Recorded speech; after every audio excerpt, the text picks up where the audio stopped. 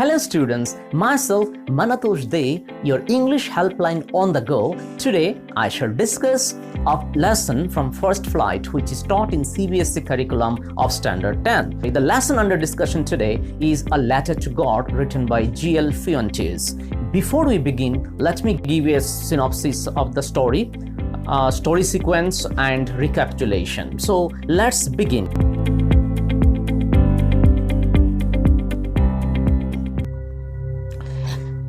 Dear students, the story depicts the hard life and extreme faith in God of a poor farmer called Lanko. He has lost his crop due to heavy rain and hailstones. It was the only source of income for him to sustain his family. He firmly believes that God would not let him and his family die due to hunger. He writes a letter to God to seek help. Some kind employees of the post office helped him. Therefore, the story tells us to have faith in God and never lose hope in adverse situation.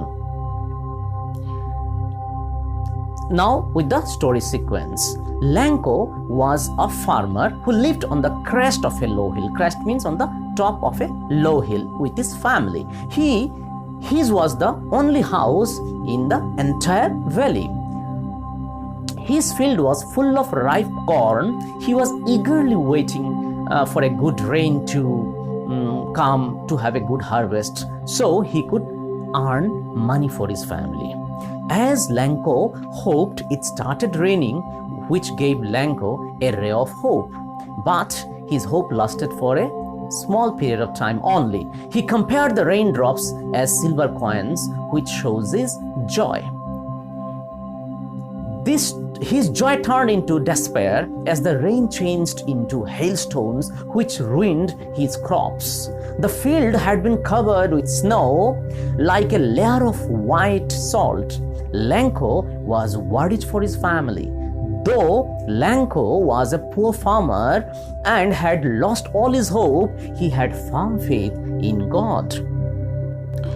He found in God his last hope and decided to write a letter to God for help. He asked God to send him 100 pesos. Pesos is a local currency like we have in India, rupees, so that he can sow his field once again and support his family until the new crops were harvested. He also wrote that if God did not help him, his family would die with hunger. After reading Lanko's letter to God, the postmaster laughed aloud but soon realized that Lanko had firm faith in God and his belief should not be shaken. So he decided to help Lanko with the help of his post office employees. He collected 70 pesos and handed the envelope to Lanko himself.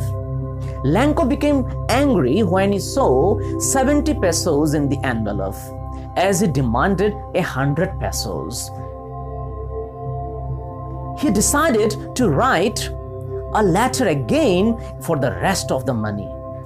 This time he requested God not to send the rest of the money through the post office because he thought that the post office employees were a bunch of crooks who might have stolen his money on earlier occasion.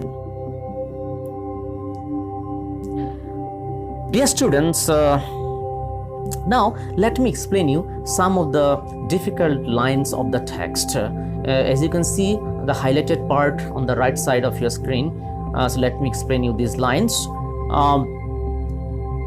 And the field of ripe corn dotted with the flowers that always promised a good harvest. Throughout the morning, Lanko, who knew his fields intimately, had done nothing else but see the sky towards the northeast. Lanko's house was situated on the top of the hills from where he could see his field of ripe corn that always promised a good harvest. He was only expecting a spell of shower to boost his harvest. So he was looking at the sky and waiting for the rainfall.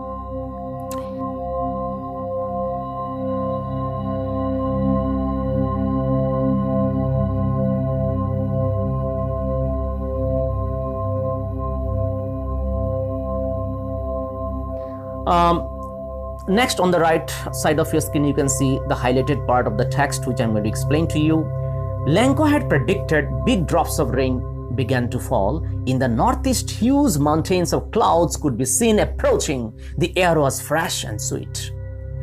Lenko was expecting rainfall for the growth of his harvest in the paddy field. He felt initially happy when there was rainfall. Next highlighted part, let me read out for you and then I'll explain. With a satisfied expression, he regarded the field of ripe corn with its flowers draped in a curtain of rain. But suddenly, a strong wind began to blow, and along with the rain, very huge hailstones began to fall. Dear students, let me now explain you. But suddenly, his happy mood turned into disappointment, as a strong wind accompanied with hailstones resulted a huge damage to his crops. He said regretfully that a plague of locusts would have left him at least something. He broke down in tears. You can see the third highlighted part of the text. Okay, he was so remorseful. He broke down in tears and he said that a plague of locusts would have at least left something for him. Okay, but hailstorm could not leave anything in the field. Next, you can see the highlighted part on your screen. But in the hearts of all who lived in that solitary house in the middle of the valley, there was a single hope: help from God. It means Lenko had profound faith in God. So he and his family started expecting help from the Almighty God. Next highlighted part, you see, Lenko thought only of his one hope, the help of God, whose eyes, as he had been instructed, see everything, even what is deep in one's conscience. It means Lenko believed that God, who knows everything, even what is deep inside us, can help him during this disaster. Next highlighted part you see on your screen. At the post office, he placed a stamp on the letter and dropped it into the mailbox. One of the employees, who was a postman and also helped at the post office, went to his boss laughing heartily and showed him the letter to God. Never in his career as a postman had he known that address. It means, dear students, one of the postmen laughed at seeing this envelope and conveyed the news to the postmaster, as he had never known in his entire career the address of God written on an envelope.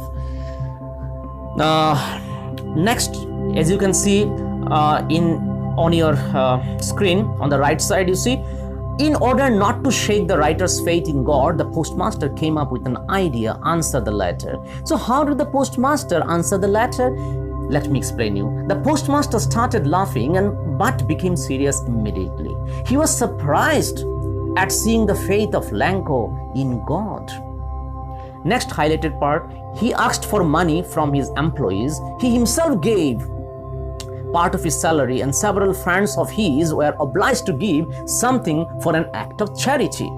It was impossible for him to gather together the 100 pesos, so he was able to send the farmer only a little more than half. My dear students, the postmaster asked for donation from his employees and some of his friends as an act of charity. As he could not collect 100 pesos, he was able to send Lenko only 70 pesos. In an envelope, he decided to send the money to Lenko. Okay. Next, you can see on your screen the highlighted part. The moment the letter fell into the mailbox, the postmaster went to open it. It said, God, of the money that I asked for, only 70 pesos reached me. Send me the rest, since I need it very much. But don't send it to me through the mail, because of the post office employees are a bunch of crooks. Dear students, it means that Lenko asked God not to send his money through the post office, because he thought that post office employees must have stolen his remaining money on previous occasion. Therefore, he expressed his anger and disappointment for his benefactors, that is, the post office employees. So we can understand the irony here. Lanko showed his disbelief to those people who donated a part of their income to help him out. Therefore, we can say that Lanko had no faith in humanity.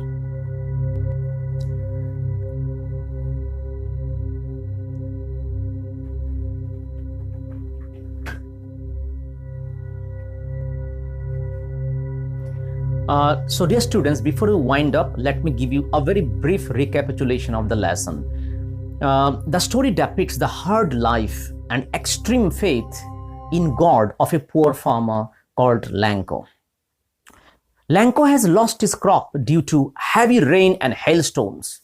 It was the only source of income for himself and his family. But in spite of being in terrible adverse situation, he had profound faith in God.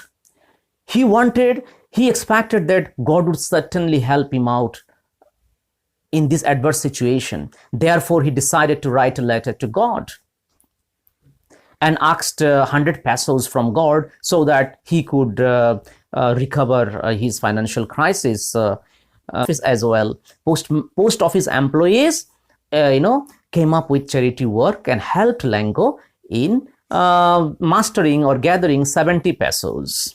Okay. Therefore, the story tells us to have faith in God and never lose hope in adverse situations.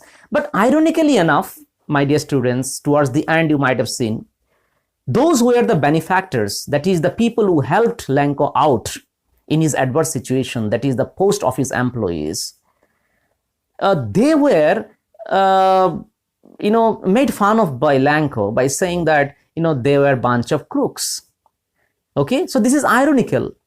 Okay, Lanko had criticized his own benefactors. So this is something which is ironical in the story. Okay, it seems that Lanko had profound faith in God, of course, but he lacks faith in humanity. Okay, so that's all about the lesson.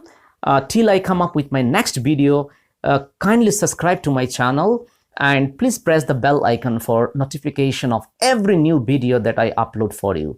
Thank you, dear students. Till we meet next time, have a nice time.